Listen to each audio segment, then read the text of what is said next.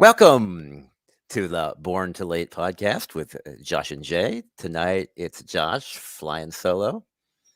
I am pleased tonight to have as a guest the amazing singer, Miss Georgia Peach, who you may know from the Short Fuses and Beebe Gallini, and has a brand new solo album, Aloha from Kentucky, out March 18th on Rum Bar Records. So thank you, Georgia, for joining us. Thanks for inviting me. This is my first podcast I've ever been on. This is exciting. It is exciting. Hope it's a good experience doing the podcasting thing. Well, I'm a little bit nervous, but I'm so close to the camera that my face is blurry, so I won't be feeling self-conscious about looking at myself talking. So I wanted to kind of just talk about your career in music. You've really had an amazing career singing and playing with lots of great bands. Thank you. So I'm just interested in kind of how you got your start in music and maybe what your first band was and how this all began. Yeah. I always wanted to be in a band, but I was kind of too shy to do anything about it. And I was a lot of times just, like friends with guys in bands, or obviously dating guys in bands. Only date guys in bands. But I didn't really know how to play an instrument well enough. I had dabbled in so many instruments, but no rock instruments. But I always wanted to be a singer from the time I was a little girl. And then my college boyfriend, one winter, he had a new SG and he had a spare SG. And he said, this winter, I'm going to teach you how to play guitar. And I was like, well, good luck, buddy. Because I'm not confident that I'm going to be able to do this. This seems impossible. But he did. And his name is Tom Rosenthal, and he was in a band called the Deviators when we lived in New York. And I loved his band so much and was a big fan. And he kind of taught me the Ramones school of songwriting and guitar playing, and I still use today. And in New York, I was like, okay, I'm ready. I'm ready to have a band. So I made some signs and I Xeroxed, made a little collage that was leopard fabric and plaid fabric. And I made a flyer with like tabs on it with my phone number. And I put it up in the city. I was living in Brooklyn. I put it up in Manhattan. And Patty, from my first band, the Glue Girls, she pulled one of the tabs at Trash and Vaudeville, and she called me and said, we're trying to have a band. And we like all this. We love the Clash and the Jam and Blondie, and let's have a band. So we did. And that was the Glue Girls. And that was my first band in New York City. And if you've ever had a band in New York City, it's really hard to have a band. And it's hard to do anything in New York City. It's almost like pay to play, the clubs are not supportive. There's just so many bands and they don't care. But I did get to play CBGBs. We played live on TV at like 8:00 in the morning on Good Day New York. We got a record right away on Dionysus. And so it was a great experience in that respect. But then when we broke up, it was a heartbreaking, soul-crushing experience, which anyone in any band can tell you. It's like you're all in a relationship together, and when things go bad, it's devastating. But that did not sour me on music. And I moved home to Minnesota and started a band with Tom Rosenthal called Speedway that had more like a rockabilly thing and punk. That was my next band. And then Travis joined that band on drums, and we scandalously had an affair. And that was the end of Speedway, beginning of me and Travis for 20 plus years at this point, being together and playing in bands together. So I'm saying that cavalierly, but because what can you do but laugh about it at this point? Absolutely. So that Yeah. is how it all began. That's how it And all began. I hope that wasn't too drawn out, but not at all. never asked me before, so that's it. And then think about all the great music that you, Travis, have made together for a long time. We have, yeah, and we still do. We are. It's a big part of our relationship. If we stop playing music together, we start kind of like not liking each other as much. It's important and it's an integral part of our relationship is making that unspoken communication together, which is what music is. This is another language, another way to communicate that doesn't take words or even conscious thoughts. Absolutely. Yeah, that's So I why was we kind of love interested in your influences because you play in so many different kinds of bands it. and so well and sing this music so well. Thank you so much. And I mean, really, you've done everything. You've done punk, you've done garage, you got a country record coming out, you do soul music tremendously well. Thank So I'm you. just curious about maybe what kind of music did you grow up with and how did you get exposed to all these genres of music? I will tell you. So my parents were divorced, and my mom was a massive Patti Smith fan, and my dad loved country music. Wow. So that was their music that I listened to, and then the music that I listened to was top 40, and I loved oldies radio. And I still love oldies radio. That's like my thing. I was the only girl in junior high listening to oldies radio. um, and so what I would say is that all the music that I make and all the music that I participate in is all blues based. Um, and melody driven that's the thread that's running Yeah. through all of them, all the different styles. So that seems to be a thing. I think people our age just got exposed to a lot of cool music naturally because it was actually on the radio Yeah, back in the 80s. radio. Yeah. I still love radio. Yeah, so some of you younger people listening right now, there was this thing called radio, and it was You just turn it on. I inherited. I was so excited. I was not excited that my great uncle died, but when he did pass away, I got his clock radio. And I was so excited to have my own radio as a child. And it changed my life just to have music in my own room where I could choose what I wanted to listen to. yeah, that's to me one of the coolest things about being a kid was having my own music. Yeah. I mean, I liked what my parents listened to as well. It was never like plugging my ears and like, no. Luckily, I mean, I had very young parents, so we weren't. It wasn't that. I wasn't that far off of liking the same kind of stuff.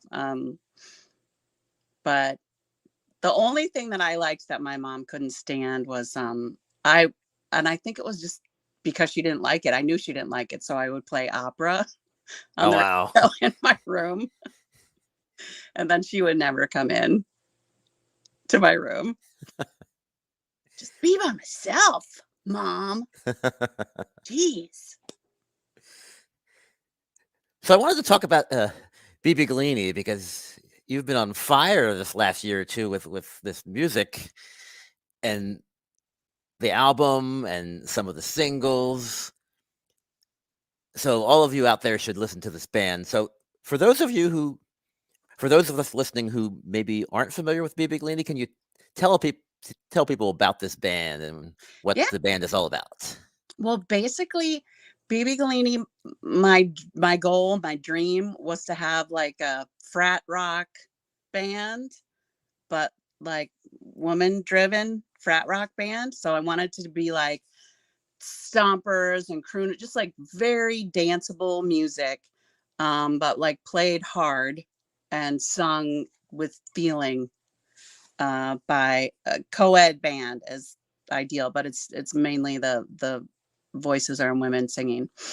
Um, and that just was always a dream of mine. Many years ago at one of those, like the Las Vegas grind, Deke Dickerson put together a frat rock band. And it was the greatest. They just, of course, only played covers, and it was like the greatest night of my life. We Oh, just wow. danced and danced and danced and begged and begged and begged them to keep going. And then finally, like the room was closing, and so they left. But we begged for more for hours, and so that was what I was going for with Beebe Gallini. So that was the inspiration. That is literally was the inspiration, and it was what my wish and my desire. I just had always played in like punk bands. I mean, I played with Nikki Corvette for many years, but that was always, and we wrote songs together, but that was a specific like power pop kind of music. So I just wanted like a garage band that just was play, the drums hit really hard, but very danceable. And that's my goal. Like, I want to make you feel something, like touch your heart or make you horny, or like you just can't stop dancing. I mean, I go for that with every band that I'm doing, but that's really what Beebe Gallini is all about. Fantastic. So along the same lines then, what's it been like to finally maybe get out and play in front of live crowds again with this band? The first thing I would say about it is that it's kind of a trip, because we've been inside for so long and like afraid of COVID. And so to be out among people is like, you're not used to it. So that part is a little bit hard, but as soon as you start playing, it's like, oh yeah, this is what I do. And what I will say is that the people who are coming to shows right now are so happy and grateful and joyful.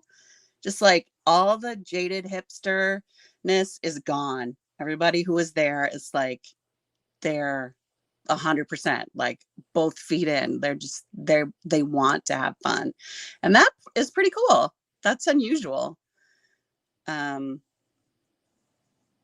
that, I mean, that's what you wish every night was like, when you go to the effort to go out and like play a show and you've been practicing for weeks or months or however long. Like, you want everybody to go there to have a good time and enjoy it. And that part's been really cool about going back to playing shows. If you can just get out of your head of like, I hope I'm not catching COVID right now,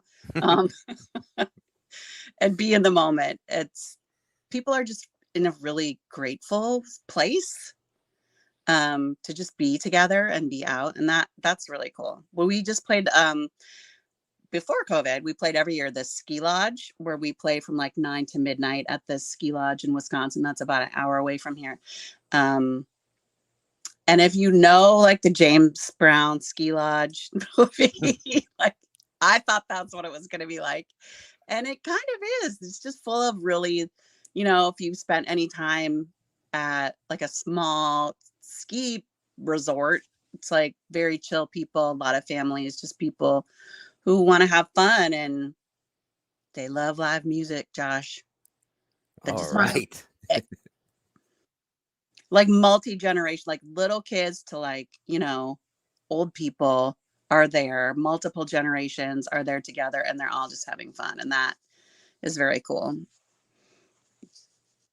That's got to be one of the best things about rock and roll is it really is multi-generational music. That's what you hope. That's what you're going for, is just to not be pigeonholed or stuck in any genre or period, and appeal, just appeal to people in their guts or whatever. I don't know, wherever music is touching you. Yeah, if it's touching And you're people, then you're doing something right. yeah, that's what music is for me. And so that's what I'm trying to do always. Let's hope this feeling lasts, where everyone is just so grateful to be able to go out and experience a show, because that must be very rewarding for you as a musician. That it's unusual. I've never experienced it. I mean, I pretty much only play where jaded hipsters are going 95% of the time. And maybe I'm also one of them. But yeah, people that part is very cool right now. And that's multi-generational. I mean, I have a child who just turned 12, and her and all her friends are just so grateful to just do anything. You know what I mean? There's no like whining or like it's not enough or I want more, like anything. They're just like, this is great. I just get to see my friends. Yeah. I don't care what I have to do it. So what's happening next with Beebe Gallini? Are you working on new music? We are. That was our goal this winter, was to write a new record. And we're gonna make some demos. We have a potential producer in mind. I'm not gonna say who it is because I believe in jinxes and I don't want to jinx it. But we're very excited to make a real record, because the album that we released during COVID was really just demos that we had made for a future album that was impossible to make because all the studios were closed. So this time we're hoping that these are really just going to be demos that we're going to record and then like do it up. We're very excited. Me and Amy is the bass player and the backup singer, and she and I write the songs together. And that has been super rewarding for both of us. And we're excited to like, it's not, I don't know, next level, I guess. Next level, deeper level, more relaxed around each other doing it. Like anything, however many years you have in, while it's still really good, or like building, it's still building. It's still growing. It's not like dying. Like, I don't know. That sounds a little fatalistic, but like everything has its cycle, and the Beebe Gallini cycle, so it's a growing. So that we're stoked on it. Yeah, the band just coming into its own, so that's exciting.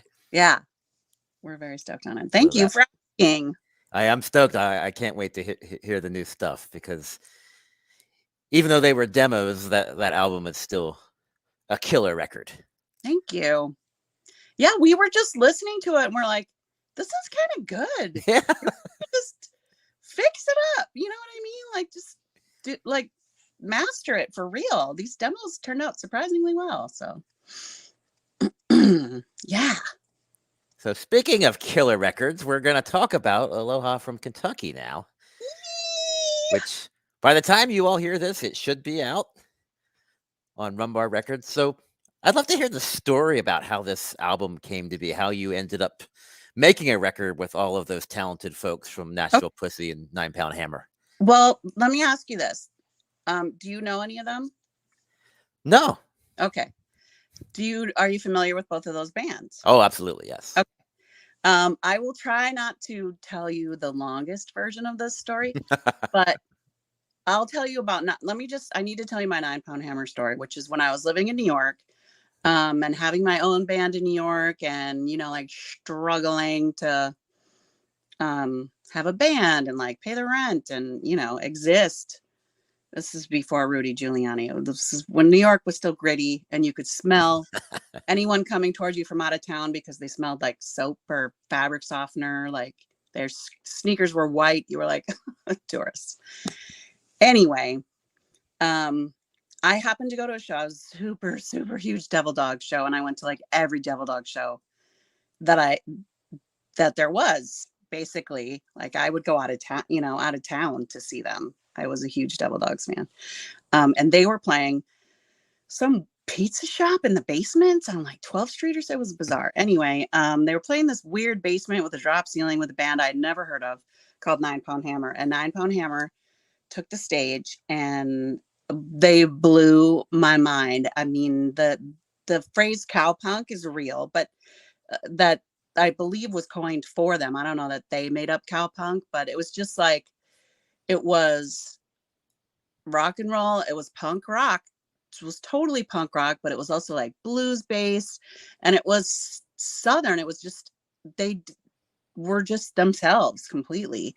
And it literally is probably the thing that made me move out of New York, because I was like, oh, people are making art outside of New York. I've really gotten sucked into the New York centric mindset where this is the only place to be. And it was so good just so much energy. The songs were so great and so original and funny, but rock and roll. And Scott is a great front man and a great singer. So 9 Pound Hammer changed my life. Anywho, we ended up playing with them on tour in Atlanta at the Star Bar in the maybe early mid 90s, and got to hang out and get to know them. You know, it's different than when you're playing a show together. You're like there together, especially when there's nobody at the club and you're just like both bands are on tour. You're gonna, unless someone is a complete asshole, like you're going to meet each other and at least chit chat. And if you're lucky, you're going to become friends. And that's kind of what happened.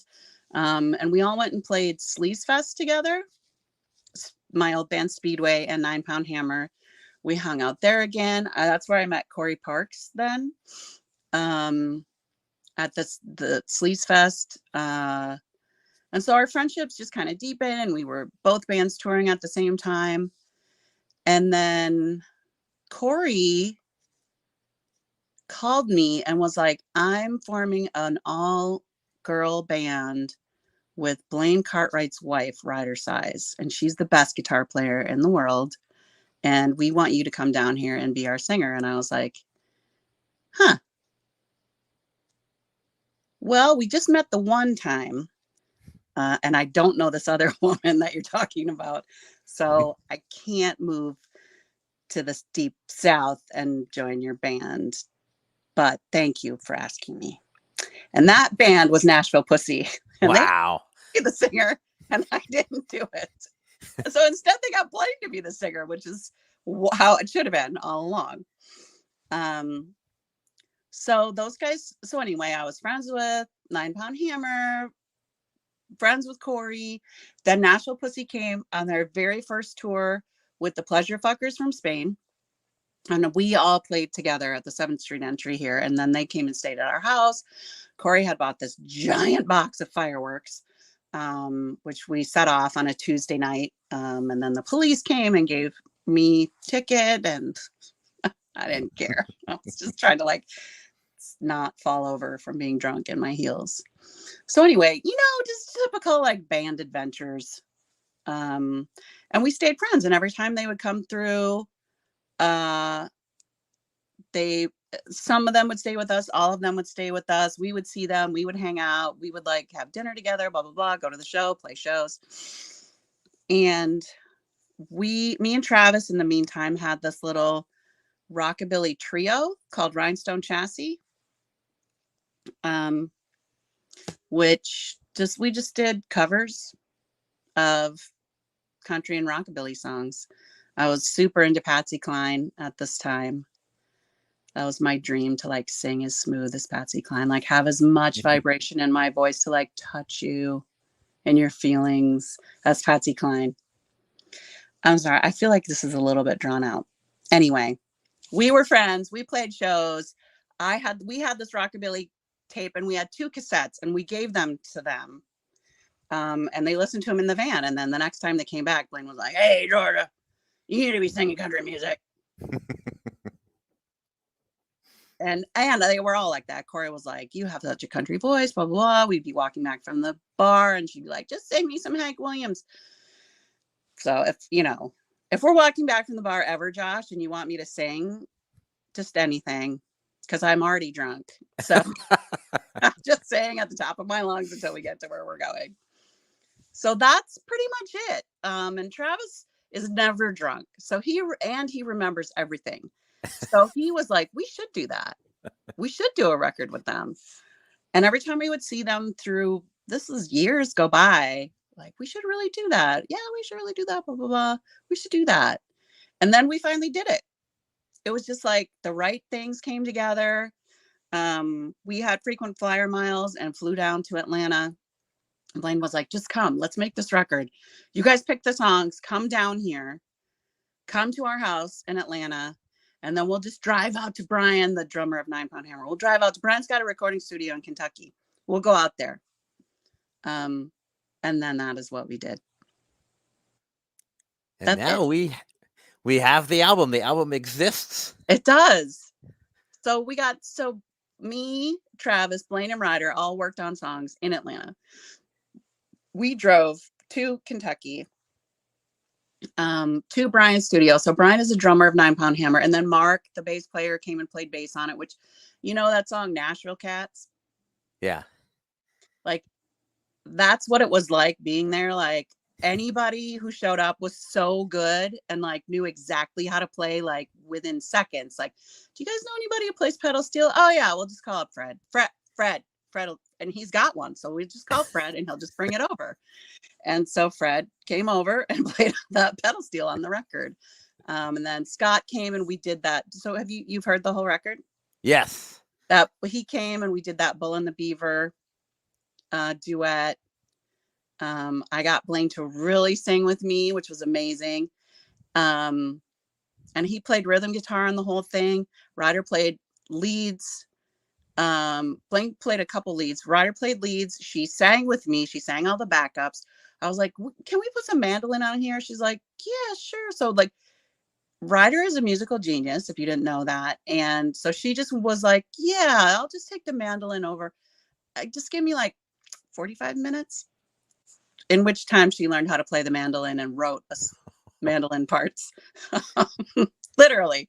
I'm like not exaggerating. I'm not trying to flatter her. These are just the facts.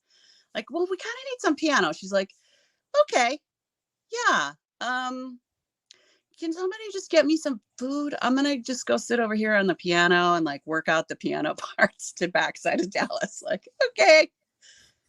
So that was amazing. And for the first time ever, Josh, I just sang. I was only the singer. So I didn't play Focus on guitar. singing. I was only the singer on this record, and I think it shows. It was a fun experience. It was just for love. We just did it for love. We did it for fun, and to be together and to make this music together. And the reason that it didn't get finished for so long is because we just always thought we would get together and like polish it, you know? And then COVID came and Brian had tons of time, and he went through and he took every take. He listened to every take and like mixed these songs so that they sound the way that they do. And so that's the gift of COVID, like time. Like you literally, there's nothing else you can do and there's nowhere else you can go. And so what are the projects that you've been putting up? Like I made 6 quilts and Brian mixed this whole record for. And so the album was mixed. Yeah, it sounds amazing, and I can definitely hear everything you're talking about. Just how amazing all of the musicians are. Yeah.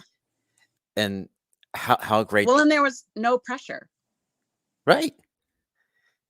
There was no end goal except to do it and to have fun doing it. Just trying to make a great country record, but you're not thinking about how many copies you're going to sell and who's going to put it out or anything like that. We just always had the attitude like that people would love it when they heard it. So. And I believe they will. Now we found Lou, and Lou was like, well, what do you got? It's nobody's recording anything. What do you guys have?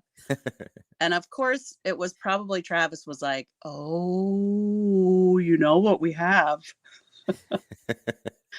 we need to call Nashville Pussy and 9 Pound Hammer and talk about this country record. Because you know what? Yeah, everybody had time. Oh, and let's talk about the cover. Yes. So that is amazing. Elaborate plan. This was Travis's. He made this cover happen. He always had in his mind that he was going to get Rockin' Jelly Bean to draw this cover. After we made the record, he was like, it's got to be like a trucker, like sexploitation cover. Where Rockin' Jelly Bean's got to draw it. I mean, so he had asked him when we were in Japan, you know, like in the O's. We made this record with Nashville Pussy and 9 Pound Hammer, and it sounds so good, and it sounds like this, and we want you to draw the cover. And Jelly Bean was like, yeah, of course. Yeah, totally. I'll do it. And that was another COVID gift. he had time to do it. We are discovering the very few benefits of COVID Yes, tonight.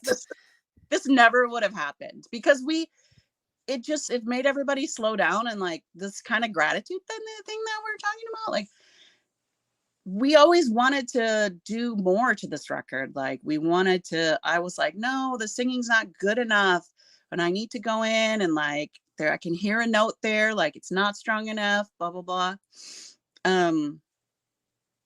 And it just was like takes away your choices. It take like your worry and your shyness and your anxiety about this, like it doesn't matter because you don't have a choice. And that was a gift. So I love the fact that you tackled so many legendary songs on this record, like songs that some people would say, oh, they're untouchable. Why even bother recording them? And yet you did these amazing versions. Thank you. To be doing Big Iron Skillet and Don't Come Home a Drinkin' and Those were Rhinestone Chassis songs. oh wow. Those were from the original Little Rockabilly trio that we had with my best friend who now sings for her living. She's a cantor in Los Angeles. She went like the total opposite direction of Georgia. Wow. Like I went much deeper into rock and roll, and she was like, I think I'm going to go be a cantor. Okay. How about that? A cantor to the stars, I call her. Yeah, those were Rhinestone Chassis songs. So those Blaine already had in his mind, like, I have loved these songs and you singing them for this long, like we are doing these songs. So those were the easy ones. So how do you approach that when you're singing Loretta Lynn or you're covering Backside of Dallas? What's the philosophy when you're already playing a perfect song? That's a good question. I just want to bring as much feeling as I can to it. It's like I want to make every note count as my approach to singing. Every syllable should have like full heart. I think that's a nonsense sentence that I just said. that's explaining, I think, what I mean. But it makes complete sense. That's what I'm going for. I want like love vibration in my voice in every syllable. Because it's my privilege to get to sing and make music with people. And I just want to do my best and I want to make art that brings people in, makes you feel good, I hope. Yeah, that's kind of how some of these songs hit me with Do You Know What Love Means? That song comes on and it fills me with happiness. Like you just can't be in a bad mood when you're hearing this song. Hear that. And so what a great tone setter that is for the album.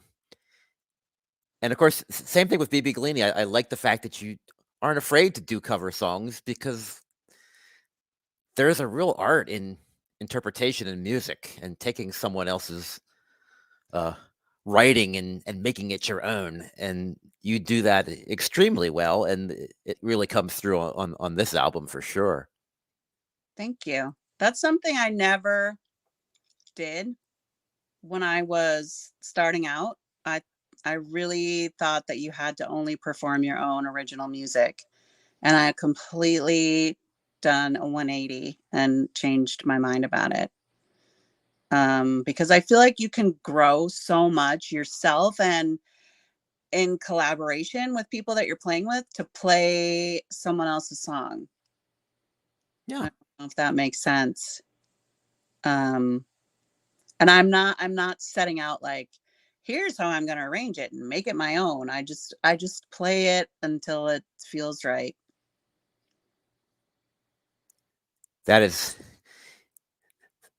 I mean, that's just part of the history of music that there was always so many good covers that it just seems like maybe in the modern day world, people sometimes think of covers as throwaways, but clearly these are not filler tracks at all. I mean, a part of it, I think, too, is just finding out myself, like, that some great song was a cover. Like, I thought Joan Jett wrote I Love Rock and Yeah, Roll, but she did not. But I mean, that is her song. I don't mean right. like took it, but it really is a great version. Um, I really like Amy Winehouse's covers too. Yeah. I don't know if that changed my mind about covers as well. So there's a couple of really good original songs on this album that you and Travis wrote, Thank you. and you're, of course, doing this record where you have so many classic songs, but the original songs are right there with the covers, same quality. How Thank do you. you approach writing Compliment. a country song? Is it that different from writing a rock song? No, not for me. It's all Ramones, Josh. It's all blues progressions. That's what I do. We actually one of those songs that's on this record was also we did arrange it in a power pop way on the Back to Detroit record with Nikki. We both of these records were recorded in a similar amount of time where we were writing songs for the Nikki record, and me and Travis were like broken up but still playing music together. So that's why those songs are so sad. Oh wow. Like I really could make Ryder cry singing those songs because she knew that like we were broken up. Are we going to stay broken up? Are we going to get back together? Um, Obviously we did not stay broken up, but Obviously, you know what? yes. Whatever is happening, use it. Yeah, because those are very powerful songs. The country versions, you can really feel it. The sadness is right there, Thank you. undeniable. Well, that's what I do. Yeah. Or you got some feelings, write a song. You pissed So off, write a song. That's why there was another Short Fuses record. because you were ready to make more I was music again. enraged, Josh, by what was happening in America. So, yeah, I was like, hey, guys, I have some punk that I need to get out. That's what's great about being an artist, isn't it? The inspiration comes and music is just the perfect outlet. I'm lucky. Yes, I'm lucky that I have people to make it with. It can be really hard, and it can be really hard as a woman musician to find people to play with. Um, Even before Travis moved back here to the Twin Cities, I nobody was taking me seriously about forming a band until he showed up.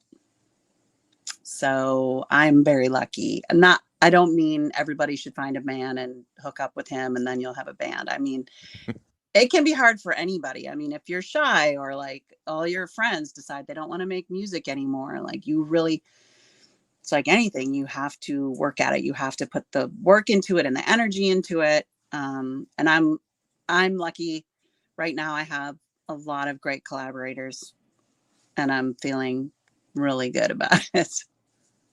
Really, just enjoying it.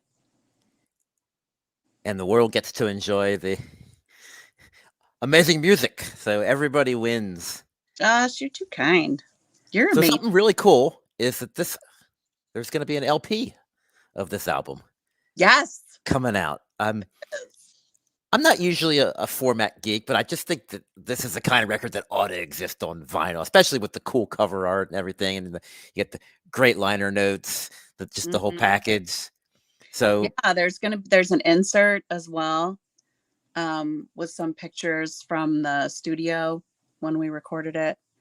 Um, I'm excited. I'm very excited that there's going to be a vinyl album. The CD package looks really good, though. I mean, Oh, that's it really does. what Lou does is CDs, but this one, it's beautiful. The designer that he had working on it. But I think, yes, the vinyl is the way to go if you want to look at that cover. Which is kind of a throwback to the really the glory days of the LP when the cover art was so important, and it was a great record, but of course you wanted it to look cool too, and Absolutely. this looks really, really cool. That's why my mom became a Patti Smith fan. It's not like she was so punk. She just, that picture on horses that Robert Mapplethorpe took, she just was like, I have to buy this record. And then Yeah. when I moved to New York and went to college and someone put that on, I was like, why do I know every word to this record? Oh, right. This was our house cleaning music. My mom would put this record on, or like Donna Summer's Greatest Hits. I also know all the words to that too. That's my mom's house cleaning music. Yeah, that was something cool about that era when before all of the streaming and downloading, when we were kind of attached to physical products, and if you had a record, you played it over and over and over again. Yeah. Wear it out.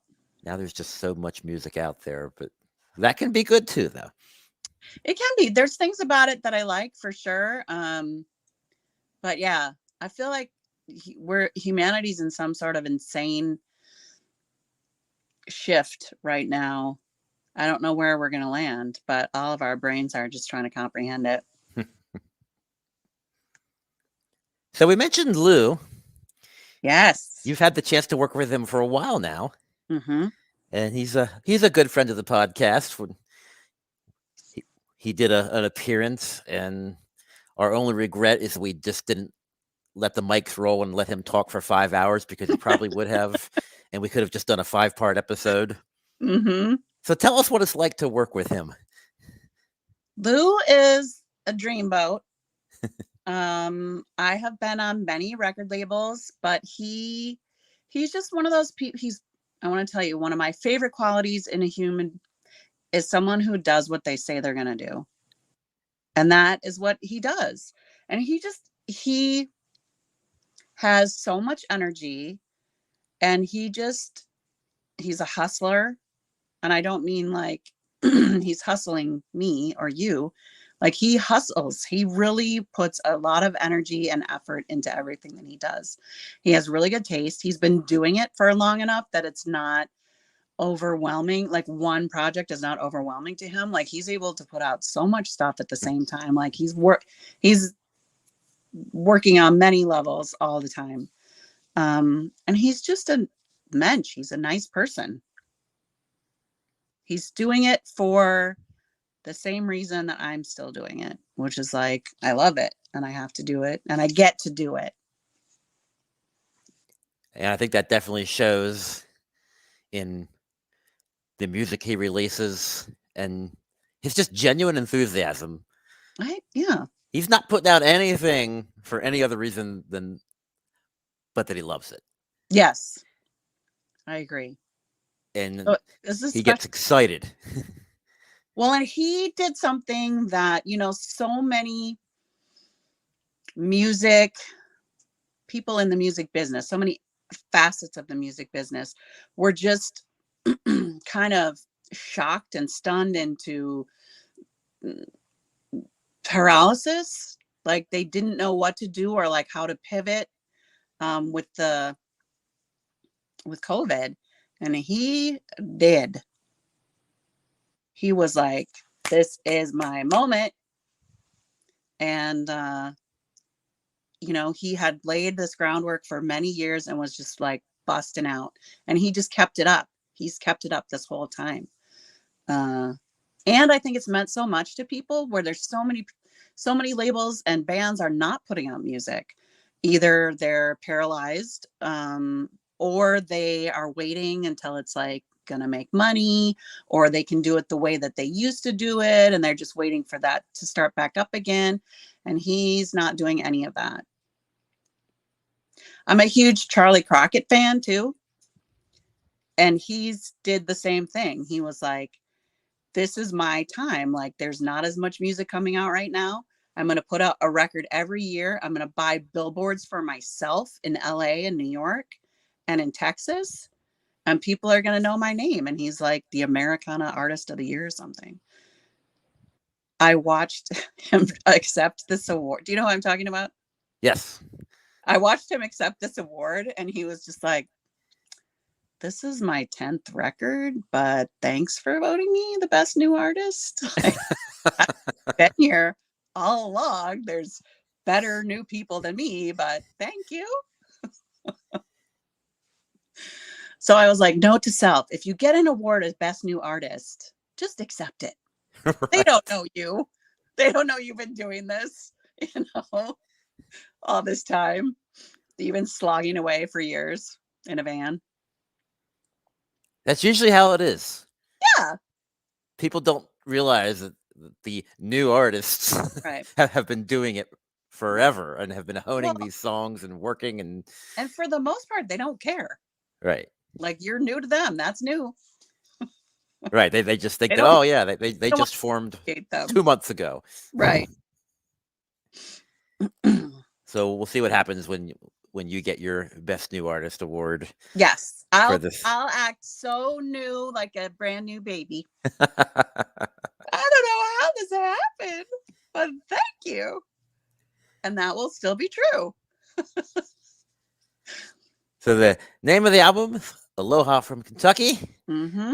out on Rum Bar Records. Yes. As we wrap up our program, could you tell our listeners, if they're interested in any of your music, where might they be able to find your music on the old internet?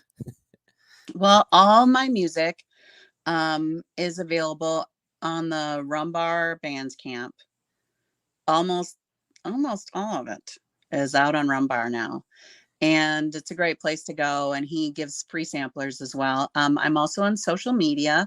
So on Instagram and Facebook. I don't like Twitter. I just don't care. So sorry. But I do post a lot on Instagram and Facebook and give updates about what's going on with me and how to find my songs and when the singles get released, blah, blah, blah, blah, blah, blah. So Miss Georgia Peach on Facebook and Miss Georgia Peach on Instagram.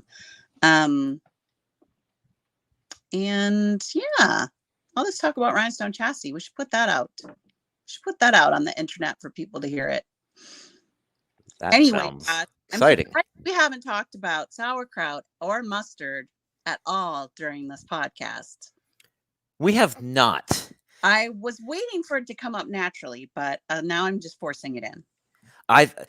It's never forcing it when we're talking about sauerkraut. And I think maybe that is a good question, because a lot of people think sauerkraut is gross. They're crazy. So you would be highly in favor of sauerkraut. I'm pro sauerkraut. Every time you ever post a food picture, it always looks amazing. Are you just a pure Pennsylvanian, or are you also one of the? Are you German and Irish, like most Pennsylvanians? I am. Yeah, I think I'm probably mostly German. Yeah, but a little bit of English. Okay, yeah, Anglo, German. A little bit of Slovakian. There you go. Some good sausages in the family. Yes. When Travis went to Germany, he came home. For the first time he went to Germany, he came home. He goes, "Oh, it's not Pennsylvania Dutch. It's Pennsylvania Deutsch." Because he also went to the Netherlands, and he was like, finally, my whole life, I never understood it. Pennsylvania Dutch. It's Deutsch. We're all Germans, and we all love pork and sauerkraut on New Year's.